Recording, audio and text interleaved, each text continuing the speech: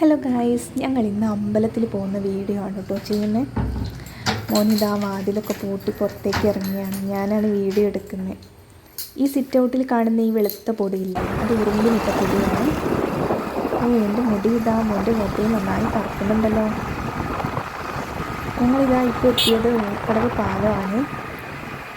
ഈ പാലം കഴിഞ്ഞാൽ പിന്നെ ജില്ല മാറി, കോഴിക്കോട് ജില്ലയായി. അങ്ങനെ ഞങ്ങൾ അമ്പലത്തിലെത്തി.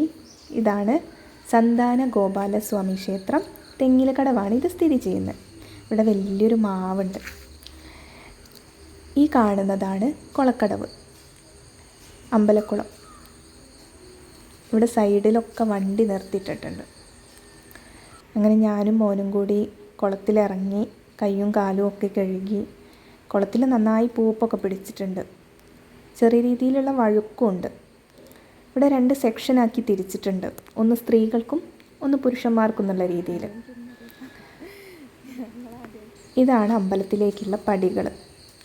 മോനിതാ ഒന്നിടവിട്ടാണ് സ്റ്റെപ്പ് കയറി പോകുന്നത്. എന്തോ എപ്പോഴും കാണാം അവനങ്ങനെ കയറുന്നത്, എന്താണെന്നറിയില്ല. വേഗം എത്താനോ മറ്റോ ആയിരിക്കും. ഇതാണ് അമ്പലത്തിൻ്റെ മുറ്റം. നല്ല വിശാലമായ ഏരിയയാണ്.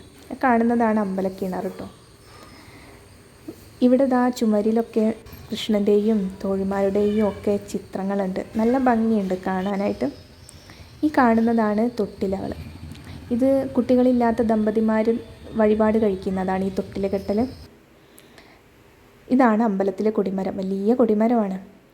ഇതിലൂടെയാണ് അമ്പലത്തിനുള്ളിലേക്ക് പ്രവേശിക്കുന്നത്. അങ്ങനെ ഞാനും മോനും കൂടി അമ്പലത്തിൽ തൊഴുത് പ്രാർത്ഥിച്ച് പുറത്തിറങ്ങിട്ടോ.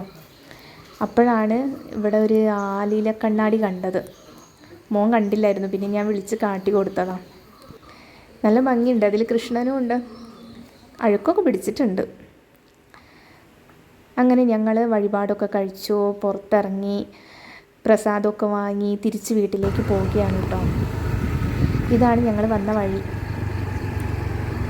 ചെറിയൊരു കട്ട് റോഡാണ്, മെയിൻ റോഡിലേക്ക് കയറാൻ കുറച്ച് പോകാനുണ്ട്. ആ കാണുന്നതാണ് പാർക്കിംഗ് ഏരിയ. അമ്പലത്തിലേക്കുള്ള വണ്ടികളൊക്കെ കുറേ വണ്ടി ഉണ്ടാകുമ്പോൾ അധികം അവിടെ ആയിരിക്കും നിർത്തുക. വയലിൻ്റെ ഇടയിലൂടെയാണ് യാത്ര. നല്ല ഭംഗിയുണ്ട് ഈ വയൽ കാണാൻ. നല്ല പച്ചപ്പ് നിറഞ്ഞ വയലാണ്. അവിടെ റോഡിൽ നിന്നും വയലിൽ നിന്നും ഒക്കെ ആൾക്കാർ ഫോട്ടോ എടുക്കുന്നുണ്ടായിരുന്നു. ആ കാണുന്ന ചേച്ചി ചേട്ടനും അവിടെ ഫോട്ടോ എടുക്കുക. അവർ ഞങ്ങളെ കണ്ടപ്പോൾ ചിരിച്ചു. അങ്ങനെ ഞങ്ങൾ തിരിച്ചിനി വീട്ടിലേക്കാണ് പോകുന്നത്. എവിടെയും കയറുന്നൊന്നുമില്ല. എല്ലാവർക്കും നല്ലൊരു ശുഭദിനം നേർന്നുകൊണ്ട് താങ്ക് യു.